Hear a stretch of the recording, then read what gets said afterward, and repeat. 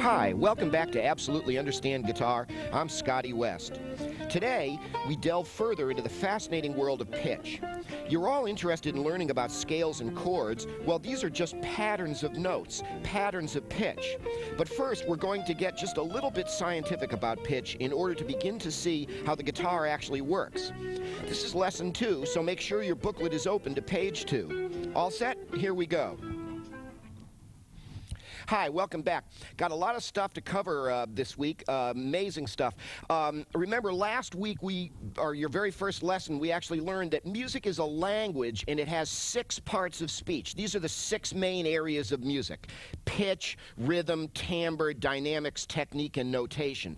Well, in order to be a real player, you got to make sure that you can answer yes to those 6 different questions over there. A lot of people are only fooling themselves into believing that they're playing music. You can look back at tape number 1 and memorize all that stuff. We got too much to talk about today to really do much of a review. I just wanted to remind you that the largest body of information that you have to learn about in music is this stuff about pitch. What is pitch about? Well, remember, as most of you know, pitch is about high and low. But high and low what? Well, the first word we learn to associate with pitch is it's all about what notes you play. And we take these notes and we arrange them in various patterns. And that's what chords and scales and melody and harmony and intervals and progressions and arpeggios, all the very things you want to learn about, that's all about pitch, and that's the stuff that we're going to be talking about today. Okay, let's flip the page here, and the first thing we're going to do with pitch is we're going to get just a little bit scientific about it. So, what do we know about pitch so far? Well, we know that pitch is about high and low. But high and low what? Well, the first word, as I said, that we learn to associate with pitch is it's all about what notes you play. But the other big word that you want to learn to associate with pitch is the whole concept of frequency.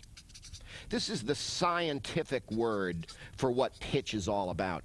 Now, some of you might remember a little bit of this from science class at one time or another. You know about sound waves, and you know that everything that's making noise is vibrating, and it's sending out waves through the atmosphere.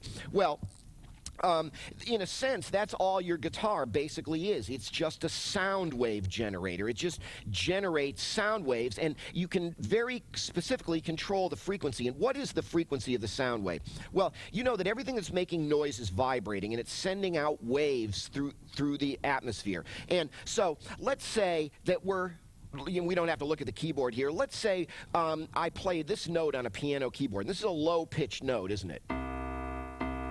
And let's say we could actually see what sound waves look like. There is a device called an oscilloscope that's kind of like a computer screen, and you could look and you could see what this sound wave looked like. So I play this low note on the piano here, and we look and we see a sound wave that goes by, and it's looking like this.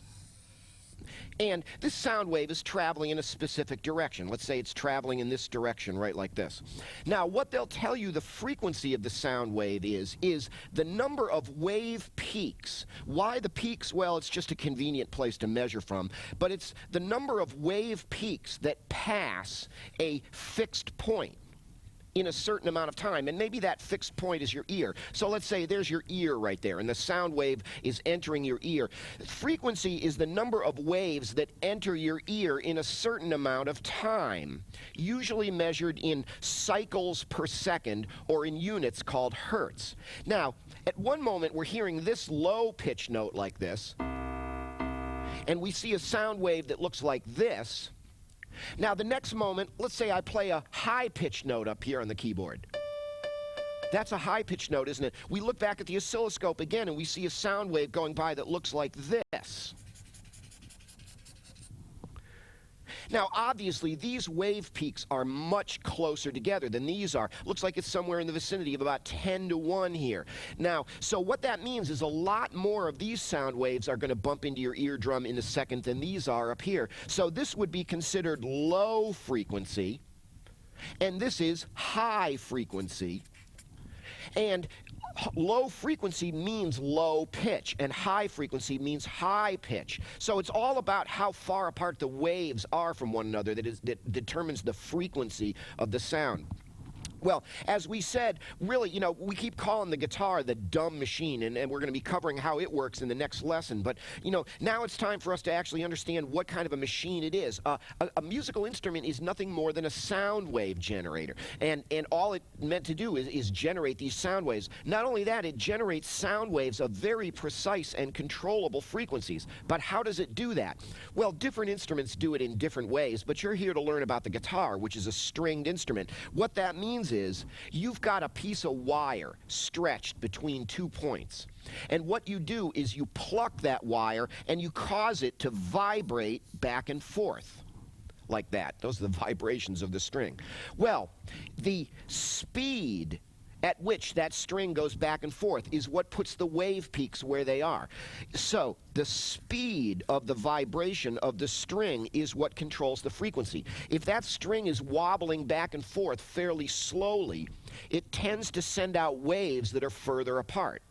But if that string is vibrating back and forth at 1,000,000 miles an hour, it sends out waves that are closer together like that.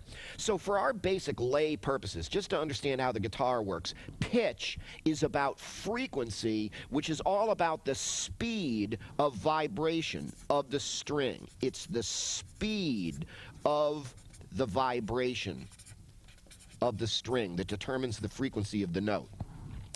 But what we said was you can actually control the frequency, you can control the pitch, you can control the vibrating speed of the string on a guitar. How do you do that? Well, we humans control the speed of vibration in stringed instruments using 3 different factors.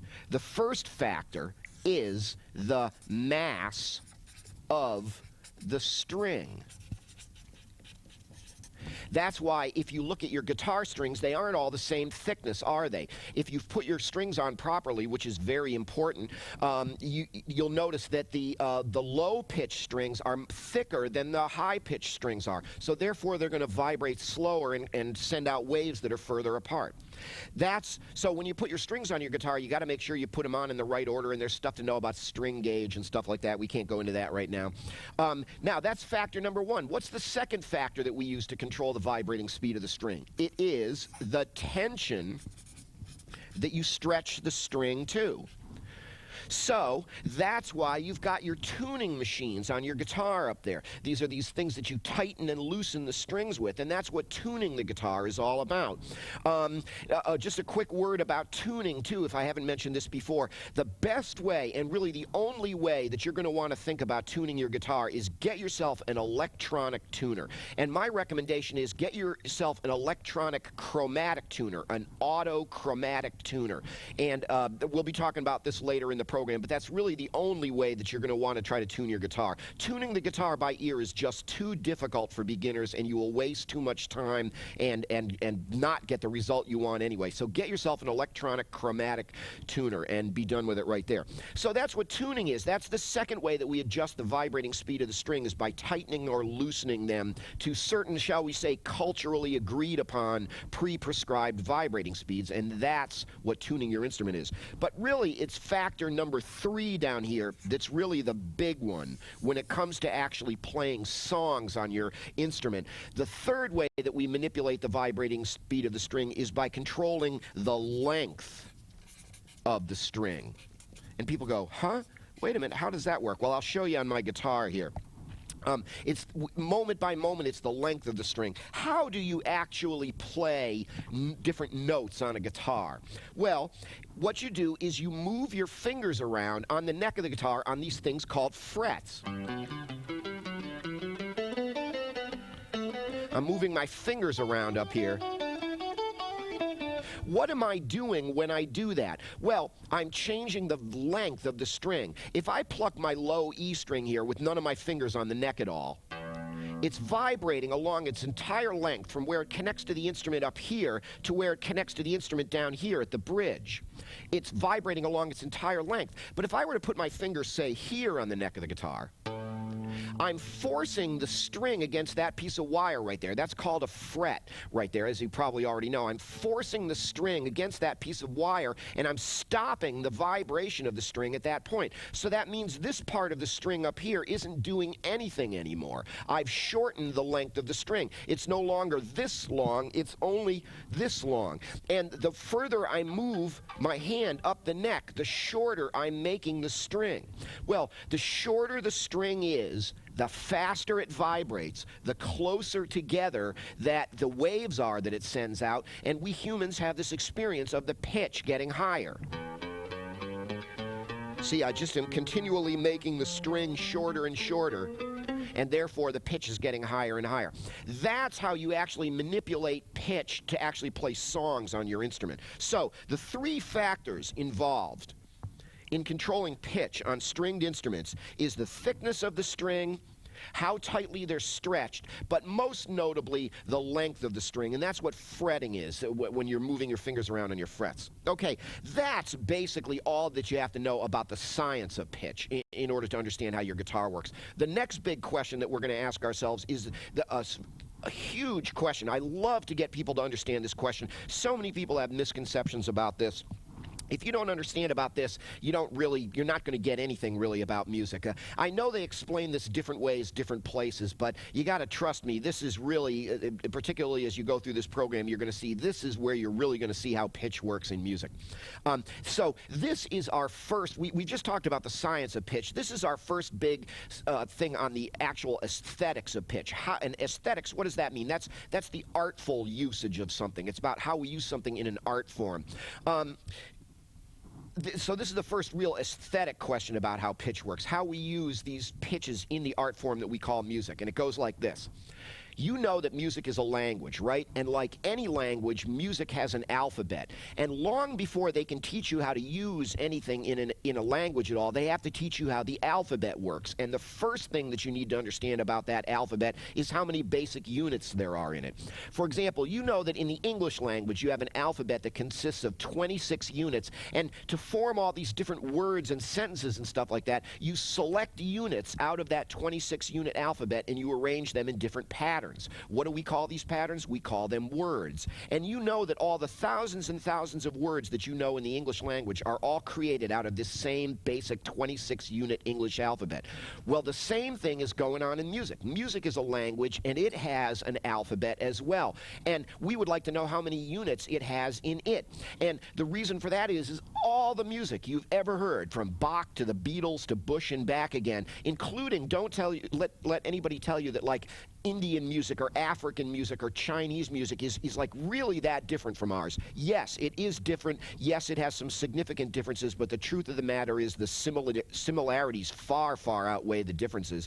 And so, essentially, all the music you've ever heard is constructed out of this same basic alphabet in music. And first question that you need to understand is how many units are there in that alphabet? Or in other words, how many basic notes are there? How many notes? Now, you know that they repeat again in different octaves. We'll be talking about what that means too. But in the musical alphabet, how many basic units are there? Take a moment, even if you want to pause the machine even for a moment and think about it, and then I'll give you the answer. Well, let me start by telling you the most common wrong answers. By far, the most common wrong answer is 8. And I go, wrong, and they go, wrong, what do you mean? Do, re, mi, fa, sol, la, ti, do, 8. Aren't there 8 notes in music? You know, they taught us that pattern back in kindergarten, and didn't they give us that idea that everything was made out of those 8 notes? Well, the first problem with that is we repeated do twice. We began with do and we ended with do, so we repeated one of the notes. So it can't be 8. Second most common answer then is people go, well then, okay, 7. And I go, wrong. And they go, wrong, what do you mean? A, B, C, D, E, F, G. 7. Nobody's heard of an H or an I or a J or a K notes. It always seems to just go up to G's. A, B, C, D, E, F, G, 7. What's wrong with that? Well, I go, the problem with that is A through G, those are just the white keys on the piano. What about the black keys up here?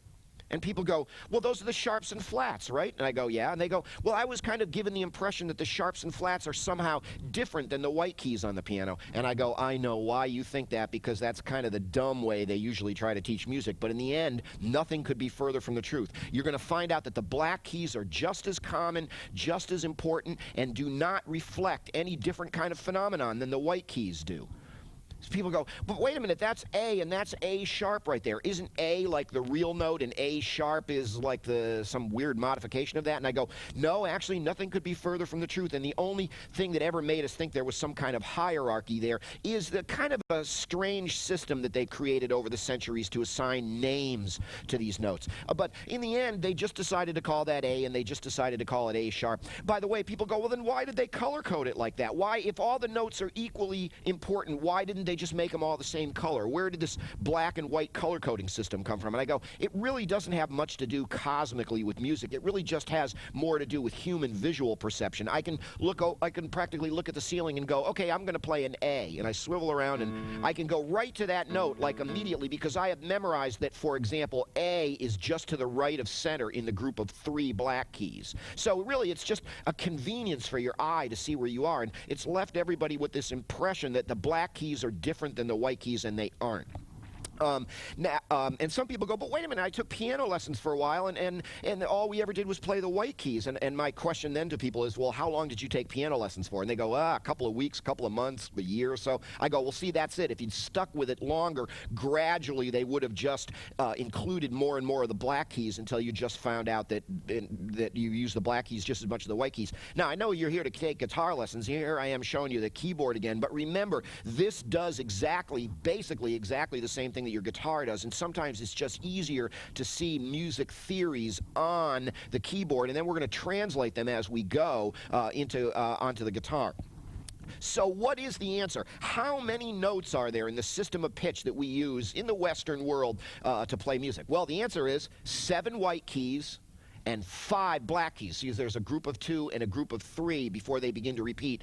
7 white keys, 5 black keys. The answer is 12. There is 12 notes in our pitch system, and that's going to come as a surprise to a lot of you. But trust me, you got to believe what I'm talking about. And you want to think of this as your alphabet in the language of music.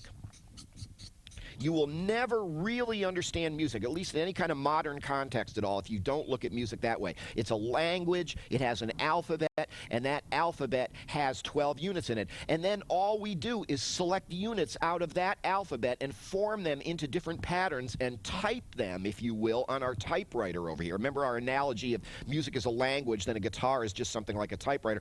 And that's what all your various finger patterns are about. And so, in the English language, if we selected those units and put them in patterns, we would call those patterns words, wouldn't we? And remember, there's all different types of words. There's nouns and verbs and adjectives and pronouns and prepositions and all this kind of stuff like this. Well, in music, we have our 12-unit alphabet. We select units out of it and form them into patterns, but we don't call them words. We call them things like chords and scales and melody and harmony and stuff like that. And that's what so much of this program is going to be about, is learning how to create these patterns. And I might have said last week that there's about 50 basic patterns, 50 different words in the musical language that you have to understand something about, and that's what most of this whole program is all about. So there you go. Huge things about pitch, the physics of pitch, and the first aesthetic question. How does it work as an art form? You have 12 notes in your alphabet. Okay, now, this stuff that we're going to cover right now, I always say, I think this is the most important stuff that you're ever going to learn from anybody on the subject of music. In some ways, this is the most important part of this entire program, what we're going to talk about now. And once again, it's about pitch. And what do we know about pitch so far? Well, we know, for example, that we have 12 notes, and we're going to kind of think of this as our alphabet in the language of music. And over the next few hours, I've got to teach you how to form like 50 different patterns out of this 12-note alphabet. And these patterns are very much kind of like the words in the language. And they have spellings out of this 12-unit alphabet. As I mentioned before, when you're moving your fingers around on your guitar, you're typing these words out of this 12-note alphabet down there. So you've got to learn these 50 patterns. Just to control any language, you've got to have a vocabulary in the language. You've got to learn these 50 different patterns. If you're interested in how these 50 break down, by the way, I didn't quite leave myself enough room to write this up here. Here it is. Here's how the number 50 breaks down. There are 3 big categories of intervals that you have to know about. Chords, which I'm sure you've heard about, scales, which I'm sure you've heard about, and intervals, interestingly enough, is the third one. A lot of people haven't heard of those, which is kind of strange, again, because if you don't understand intervals, you'll never really understand scales and chords. And the number 50 breaks down something like this. You have 13 different intervals that you have to learn, 14 different scales that you have to learn, and somewhere in the vicinity of about 20 different chords that you have to learn to play popular music. Remember, that's the promise I make everyone around here. We're not going to stuff your head full of a bunch of dumb junk that you don't need to know. This is just about pop music. That's what most of you are interested in. If you wanted to play classical music or jazz, the more complex styles of music, you would have to know all this stuff anyway. But for example, then that number 50, I'd say you'd about have to triple that. To play any style of music, you have to know about 150 different patterns. And we're going to look at a lot of those just basically, but there is a core group of these 50 different patterns that you have to know in order to get yourself started, in order to understand basic popular music. So you've got to learn these 50 different patterns. And here's the big stuff coming right now. One thing you've got to understand is each one of these patterns exists like simultaneously in like 4 different dimensions. Each one of these patterns has 4 different aspects, 4 different faces, and you need to learn to recognize it no matter which of its 4 faces it shows you. So what I always say is there are 4 ways to know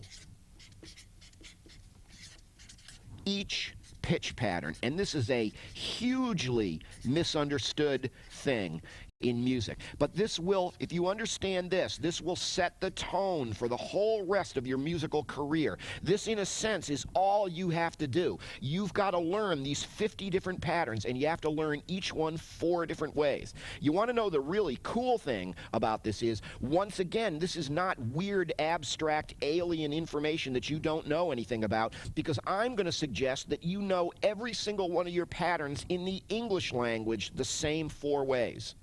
This is not just specific to music. This is how you use your words in any language. And if you look at it that way, this will help you understand music, because you can look at music exactly the way you look at any language you speak. And mostly we're talking about English here, aren't we? You know every word in the English language these same 4 ways, and if you visualize it that way, it'll help you kind of understand how music works, and you'll be able to really just zip through this stuff and really understand what I'm talking about. Now, most of our friends only know their patterns like one way, which I'm going to suggest is kind of like completely a dead end. And if they know their patterns at all, it's usually this way down here, number 4. But we're going to start up at the top here. This is kind of the linchpin. All the other ones will start to work if you basically understand this one up here. And here we go. This might be the most important stuff you ever learn about music. You have to know each pattern 4 ways. Think of any word you know in the English language, and I'm going to suggest that the first way that you know any word in any language is you have it in your mind. You are able to think in the language. Isn't that true? The only way that I'm able to speak to you right now is because I already have all these words in my mind, right? These words aren't just flying out of my mouth. I'm constructing these sentences in my head, and then I am speaking them. You have to have the language in your mind first before you can do anything with it, right? Now, in a musical context, let's say this then. The first way you have to know your chords and your scales and your intervals is you have to have them in your mind. Remember, my great quote is, you don't play the guitar with your fingers, you play it with your head. You play it with your mind. The finger stuff is just the typing stuff. So the first way that you need to understand your pitch patterns is you need to understand them as concepts. That's the first way. You have to be able to think in the language. You have to know your pitch patterns as concepts. This is the whole world of music theory. Now, this is a word that strikes terror in a lot of people's hearts. They've tried to take music theory classes at school. They've tried to read books, and oh my God, this stuff is really confusing and complicated, and it just isn't. It's just, music, as you're going to hear me say, is the worst taught subject of all times. Are you having any trouble understanding what I'm saying so far in lesson number 1 and in this lesson? I hope not. If you're not, then you're probably not going to have any problem with any of this. It doesn't get any harder than this. It's just usually they explain music in the wrong order. That's, I think, what I've figured out. And hopefully I'm giving it to you in the right order. Now, nonetheless, a lot of people try to avoid learning their music theory because this is the part that's a little bit like school, you know what I mean? You're going to have to spend some time, and it's not necessarily going to be the most fun part of your career. You're going to have to spend some time, and you're going to have to memorize some stuff that's very much like spelling and vocabulary and stuff like that. People go, oh no, am I really going to have to do this? And the answer is yes. If you want to satisfy yourself, you're just going to have to do a little bit of work. Remember, it's only 50 lousy words. The alphabet only has 12 units in it. What's the big deal? You know what I mean? If you just resign yourself to doing a little bit of school type work, the benefits will be there. Now, long before they could teach you any words in a language, they have to make sure that you know the alphabet. So the first thing that you've got to do in any language is you have to make sure that you know the alphabet. So let's check in with that for a moment. You know now that the musical alphabet has 12 units in it. What are those units called? A lot of you probably have a lot of kind of confusion about that too. Let's get that nailed down once and for all. Now, here's 13 little boxes that I made up along the top here. You're going to see, now you know there's 12 notes. You'll see in a moment why I made 13 boxes. We humans have come up with several different systems over the centuries to assign names to these 12 units in our pitch system. We're going to talk about several of these as we go on, but the only one we're going to talk about for today is the one that you probably know a little bit about already. It's loosely based on the English language. You know, each of the 26 units in the English alphabet has a name, right? And as you know, the first unit in the English alphabet is A. And so it is in the musical alphabet as well. Now, if we can look up over here at this other end, what's the name of this 13th note up here?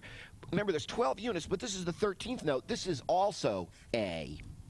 That's where it starts over again at that point. You know there's more than 12 keys on a piano. You're going to find out the guitar plays more than 12 notes. Remember, these 12 notes repeat in different octaves. And what do you call this distance between one note that has a particular alphabet letter, like A, and then you jump over the other 11 notes and you land on the 13th note up here that has the same alphabet letter as the one you started on? What is that distance called? That is what is called an octave. You've heard that word before, but you might not have exactly known what it is. An octave is a particular interval, by the way. It's the distance between the first note and the 13th note up there. It's from one A to the next, or from one D to the next higher D than that. That's what we know as an octave. Now, let me ask you this. What's the name of the very next note higher in pitch than A? It's not B. Interestingly enough, B is actually right here. There's another note in between A and B, and one way we can see that is by looking up here at the piano keyboard. Here's A on a piano keyboard, and A is always the note that is just to the right of center in the group of 3 black keys. There's the 3 black keys right there, and you'll notice just to the right of center is A right there. Well, here's B right here. But notice in between A and B is one of these black keys. This is one of those sharp and flat notes. Now, do you know what the words sharp and flat mean? A lot of people are confused about this. It's very, very simple. What do the words sharp and flat mean? They're just very old words. They evolved in some other culture. I really don't know where they came from. They don't mean the same things to us that they meant to the culture they originally evolved in. They are simply, I kind of compare them to like port and starboard on a boat. You know, these are old words that sailors use to talk about left and right, you know, port and starboard, you know what I'm talking about? They don't mean the same thing to us anymore. Well, the words sharp and flat are just like that in the musical language. They just tell you what direction to go in. Now, what directions do you go in pitch? Up and down, right? High and low. Up and down. That's all these two words mean. Sharp which has a symbol like a pound sign, which you've seen before, simply means higher in pitch. That's all it means. A lot of people think it has some magical meaning. It doesn't. Sharp just means higher in pitch. And flat, which has a symbol like a lowercase b, like that, simply means lower in pitch. So, if we can take a look back up here again, here's A in our musical alphabet, and here's B. These were both white keys on the piano. In between there was this black key. In between A and B, there was this black key up there. What's the name of that note? Well, sometimes it's more convenient to think of that as the next note higher than A, so we call it A sharp. But what a lot of people don't understand is in an equal number of contexts, it's more convenient to think of that as the next note lower than B, so we call it B flat. A sharp and B flat are exactly the same note for all intents and purposes. There are some tiny little times that you're going to find out about later on where that's not strictly true, but this is the way you want to look at it for now. A sharp and B flat are two names for the same note. And when do you call it A sharp and when do you call it B flat? I'll tell you about that later on. We don't have time to talk about that right now. For now, it doesn't matter what you call it. Just remember that A sharp and B flat are the same note. Now, it gets even stranger. Here's B, right? What's the name of the next note higher than B? And people go, well, based on that, wouldn't it be like B sharp or C flat? And I go, you would think so, wouldn't you? But interestingly enough, it doesn't work that way. Again, look at the piano keyboard up here. Here's A. Here's A sharp, B flat. Here's B. Look what happens next. There's two white keys in a row. There is no black key in between B and the next note. So interestingly enough, the very next note higher in pitch than B is C. There is no sharp and flat note in between B and C. People go, wow, this is weird. I go, well, yeah, a little bit. It's going to take a little bit of getting used to. Some of you have tried to learn about this stuff before and didn't quite see how it works, and you're confused. Hopefully, I'm showing you this in a way that you just won't be confused about it anymore. Another thing to understand is, you know what this means? As musical pitches, A and B are not the same distance apart that B and C are. B and C are only half as far apart as A and B are. Remember, all of the notes in our 12-note pitch system are all the same distance apart from the ones on either side of them. It's an interval, by the way, called a half step. You might have heard of that before. A half step is when you go from one note, say, to the note right next to it. It doesn't matter what color they are on a piano or what they're called. That's always a half step. B and C are only a half step apart in pitch, but A and B are what's called a whole step apart. Half steps and whole steps. These are other examples of intervals, and we're going to be talking about those intervals later on when we study the subject of intervals. Not all of the whole alphabet letter notes in the musical alphabet are the same distance apart, and I have had people that have been confused about that for years. B and C are only half as far apart as A and B are. Now, what's the name of the next note higher than C? Well, here's C on the piano right here. We do have a black key after that. What's the name of that note? Well, it's a little bit higher than C, so we call it C sharp. But it's a little bit lower than D, by the way, which is your next note up there. That's our next white key right there. There's C and there's D. In between is this note. It's got two names. Sometimes it's better to think of it as the next note higher than C. That's C sharp. Other times it's better to think of it as D flat. C sharp and D flat are the same note. Now, what's the next note after that? After D, we have another black key. That, of course, would be D sharp or E flat. Now, after D sharp, E flat, we have another white key. That's E. Remember, this is just going along right in alphabetical order, isn't it? Now it gets interesting again. Here's E on the piano, but look what happens next. There is a second place on the piano where there's no black key in between two white keys. The very next note higher than E is actually F. And remember, all of this stuff is going on your guitar neck, too. I know we're looking at the piano and you want to take guitar lessons, but this is so much more linear. To understand the concepts in music, we best look at it at on the keyboard first, and next week we're going to be talking about how the guitar actually plays these 12 notes. After F, there is another black key. That would be, of course, F sharp or G flat. Two names for the same note. After that black key, there's another white key. That, of course, would be G. And then finally, we have one more black key right there. The middle black key in the group of 3 would be G sharp or A flat. And there it is. That's your 12th note right there. And then you find yourself right back on A again. And that's an octave higher than this other A down here that we originally started on down there.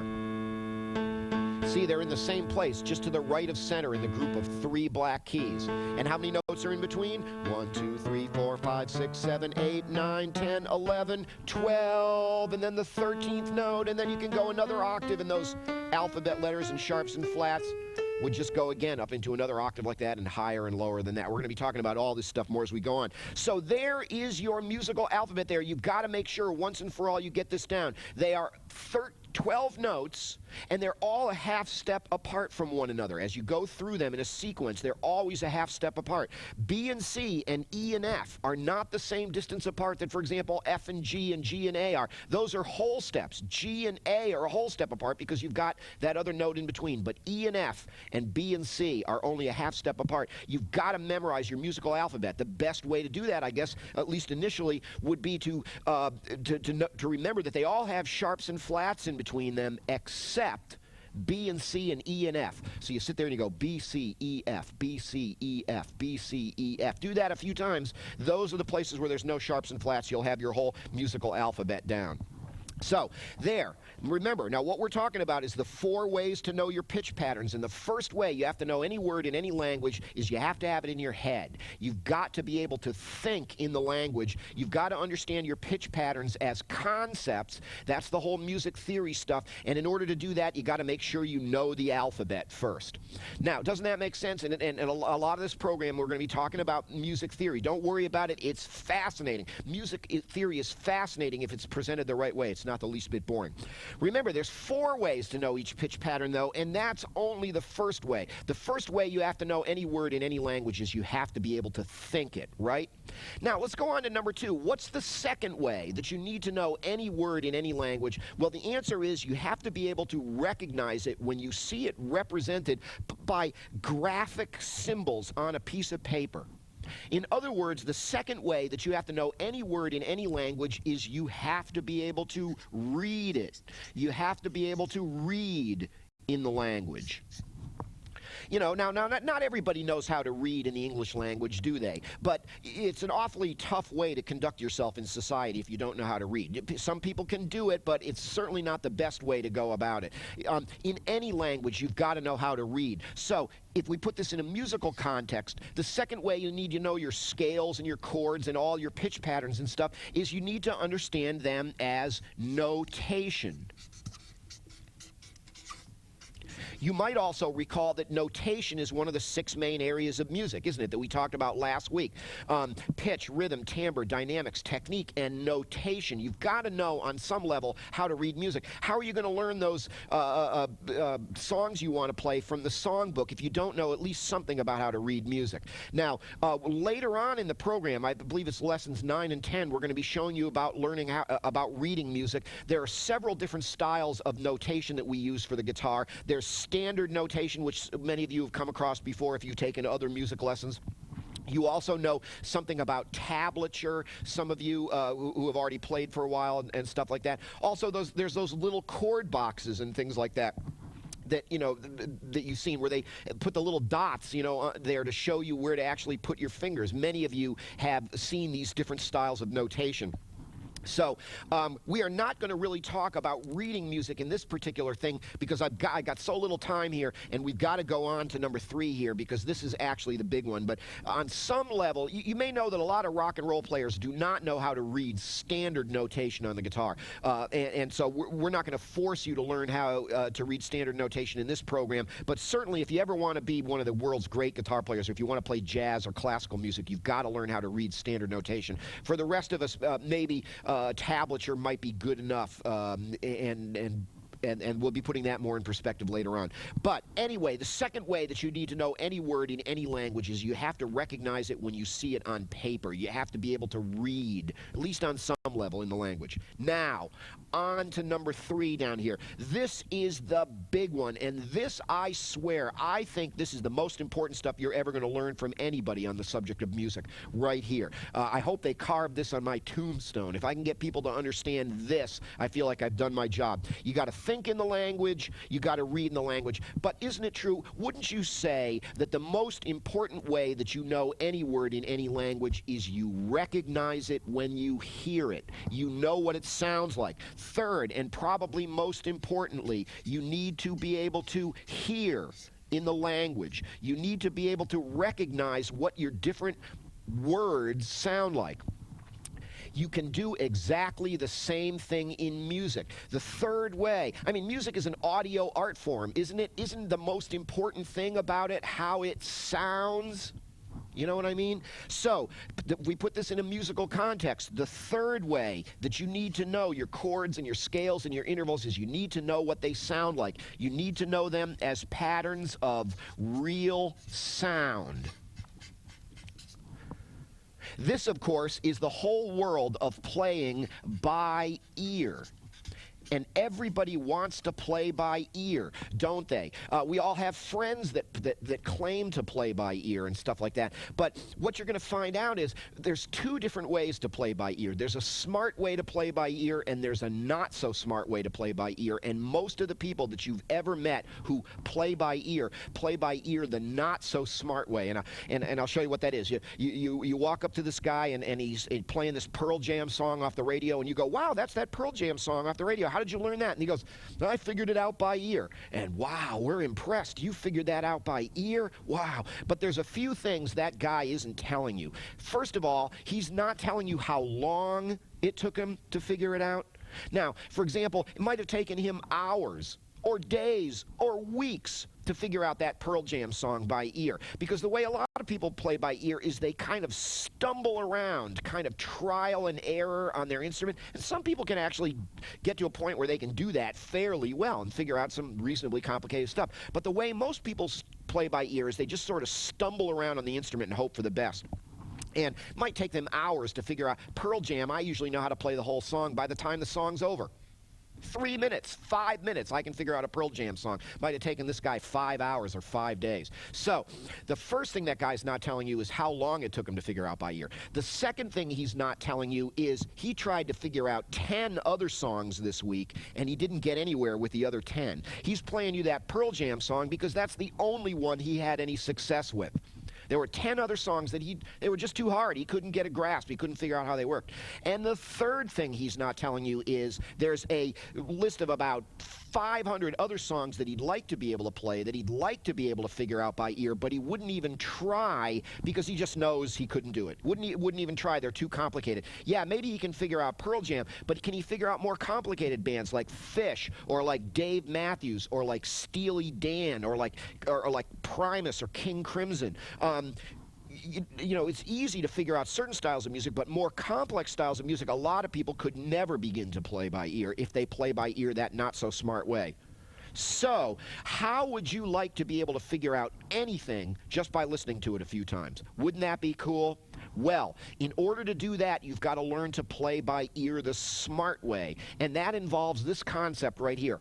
All real musicians go through a program known as ear training. Ear training. Ever heard of it? Ever heard of ear training? Out of 100 students a year that I have, I can generally only count on about a half a dozen people having ever even heard of ear training, yet alone knowing what it actually is. Those are the 2 most important words, as far as I'm concerned, that you're ever going to hear anybody say on the subject of music. If you want to be a real musician, you've got to get trained ears. And what does that mean? Well, what ear training is all about is about working out with a coach who already knows what these 50 different patterns sound like. And you're given clues about what to listen for in order to get to the point where you can recognize what they actually sound like.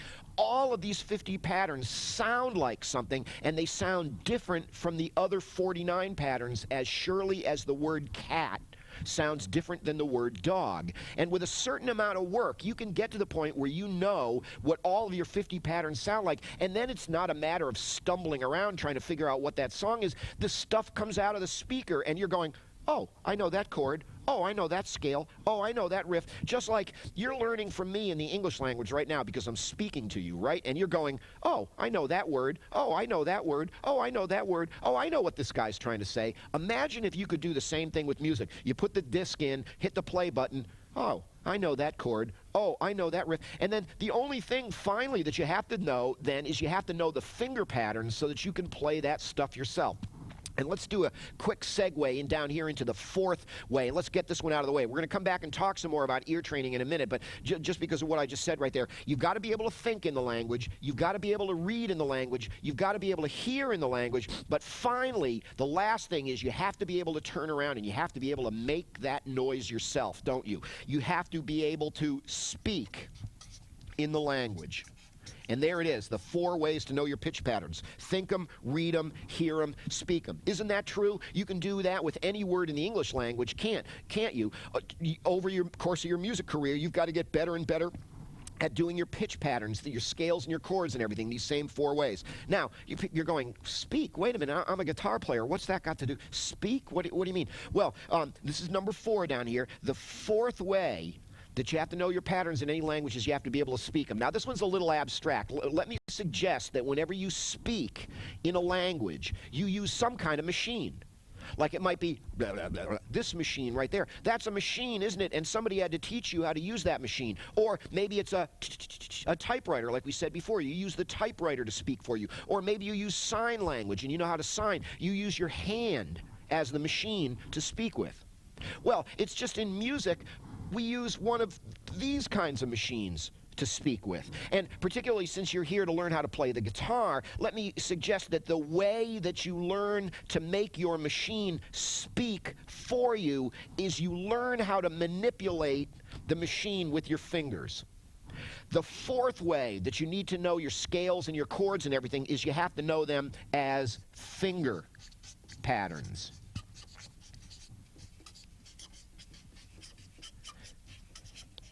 And, you know, that's what an awful lot of people think that's all there is to playing the guitar, is learning more and more of these different finger patterns. That, in many of you, that's the way that you've been doing it so far. You've been buying these chord books and stuff, and you've been learning where to put your fingers and all. But that's really not where it's at, you know what I mean, in the language. That's just like the typing part of the language, you know. But as we said before, the typewriter doesn't write the book, does it? You write the book with the command of the language in your mind. But then, yes, you've got to know about your fingers patterns too in order to make your machine speak for you. You have a lot of practicing to do. You're going to have plenty of exercises and scales and stuff that you're going to need to learn how to play on your guitar. That's the finger pattern stuff. That's speaking in the language. But let's go back up here. We got to finish up our thoughts on this ear training. Remember, I said this is the 2 most important words you'll ever hear me say. Most people have never even heard of ear training. And that's so weird, once again, because, you know, like I say, there's like real musicians, and then there's people that are just kind of like pretend musicians. Now, I'm not saying you have to go to music school to be a real musician, but it sure as heck doesn't hurt. And of course, to go to music school, you've got to read. And the other thing that people don't understand is ear training. Most of us who have never even heard of ear training is the 2nd required course at music school.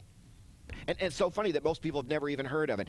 Ear training is the 2nd required course at music school, right behind music theory. Everybody seems to understand that they're going to go to music theory class and learn about those alphabet letters and those sharps and flats and all the conceptual stuff about music. What so few people understand is probably around 11 o'clock your theory course is going to be dismissed, and you're going to go down to room 204, and that's going to be the ear training lab, and you're going to spend several hours in there with your ear training coach. Now, get yourself trained ears, and here's all the amazing things that will open up for you. First of all, you will be able to listen learn.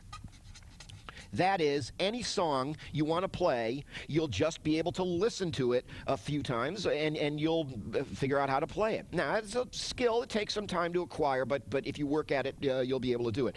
The second thing you'll be able to do is you'll be able to compose music. Everybody wants to know how to write songs. Well, the best way, there's people who don't really have trained ears, although I shouldn't say that because everybody in this modern era has trained ears to a certain degree, because the mere act of listening to music is actually a form of ear training. But if you ever really want to get to the point that you can compose your own music, you really have to get your ears trained, and we'll be talking about that more as the program goes on. Finally, the third thing, and one of the coolest things that you'll be able to do if you get trained ears, is you'll be able to improvise.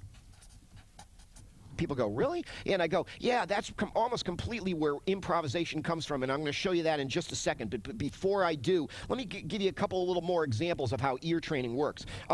Ear training, as I said, is you work out with a coach who gives you clues about how to recognize what these different patterns sound like. Remember, I said they all sound different from one another, just like the word cat sounds different than the word dog. And I'll give you your first example of that right now, so you can see what I'm talking about.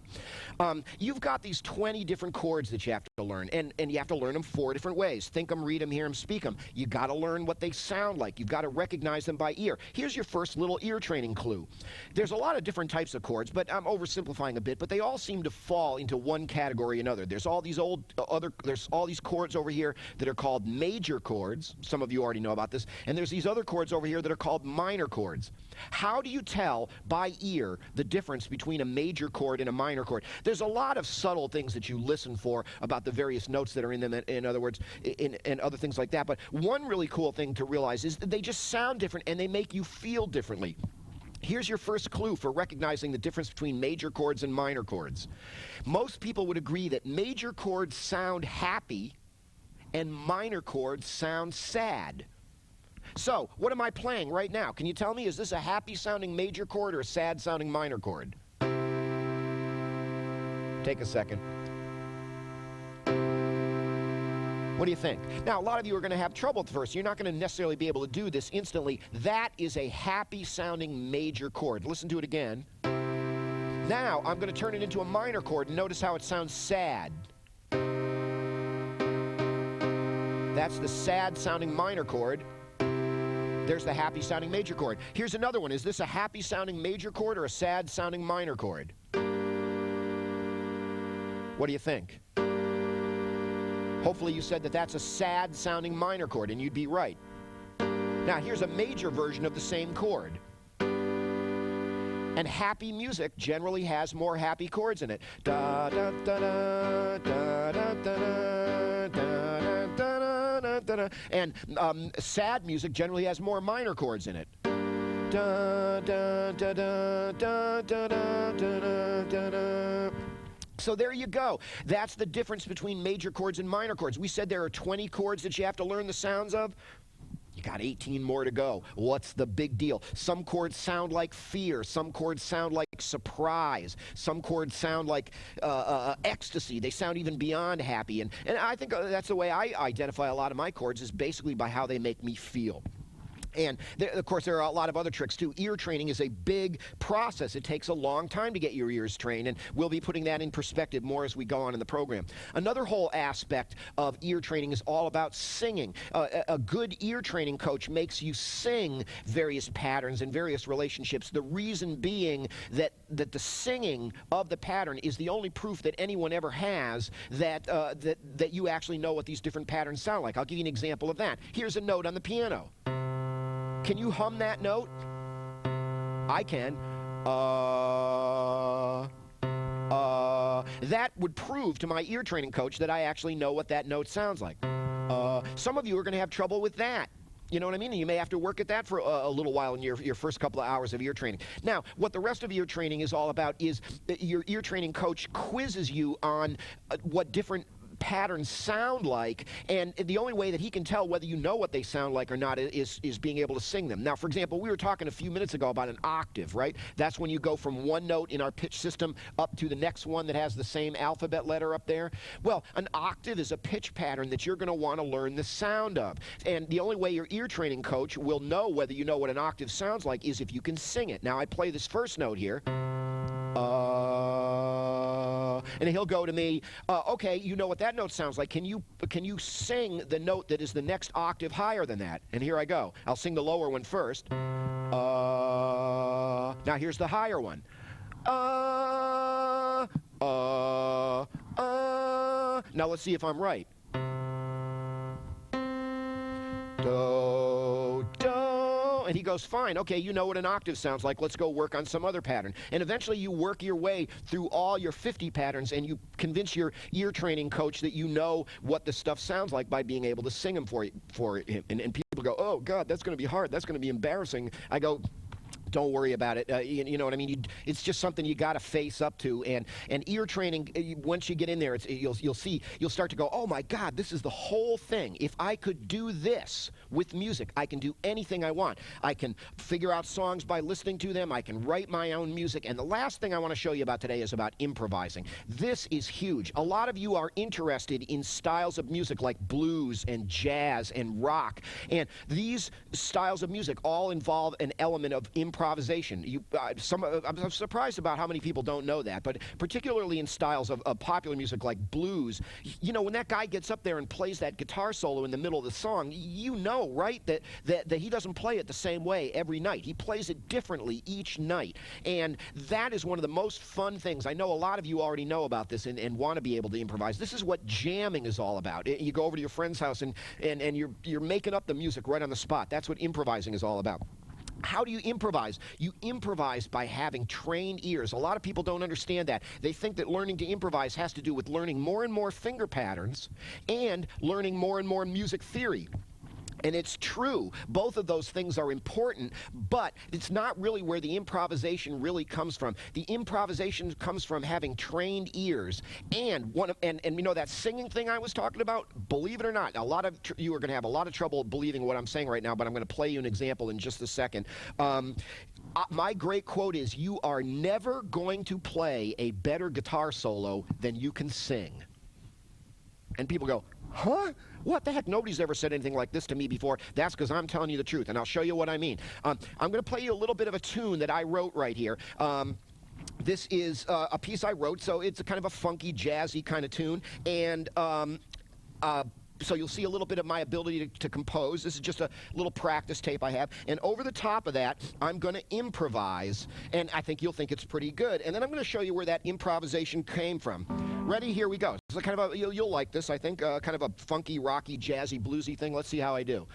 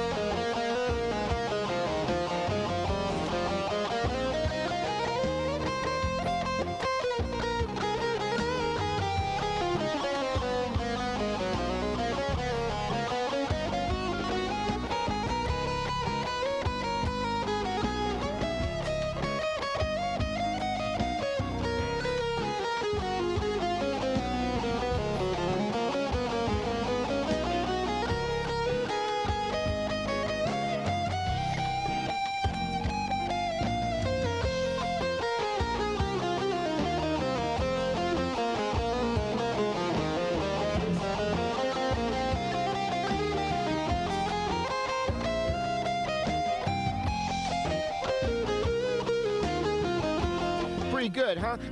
This is a little early in the morning for me, but wouldn't you like to be able to improvise at least that well? Maybe you'd like to be able to improvise better than that. Now, a lot of people think, oh, you did that because you learned more and more finger patterns and stuff like that, but that's not where it came from. You want to know where that solo came from? It came from my mind, and I'll prove it. You'll never play a guitar solo better than you can sing. You want to hear where that solo really came from? It came from right here.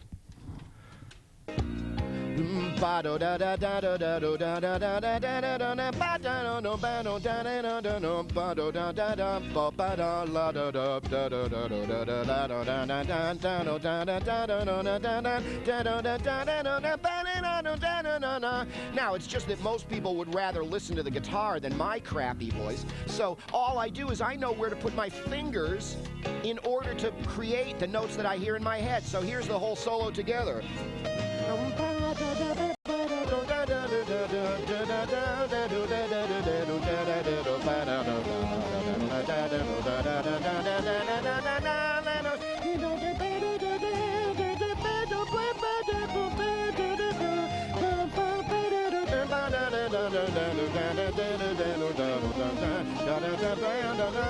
See, it's all ear training. The two most important words you'll ever hear me say.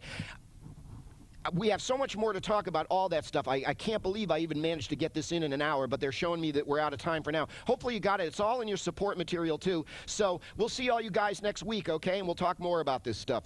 Have fun. Bye-bye.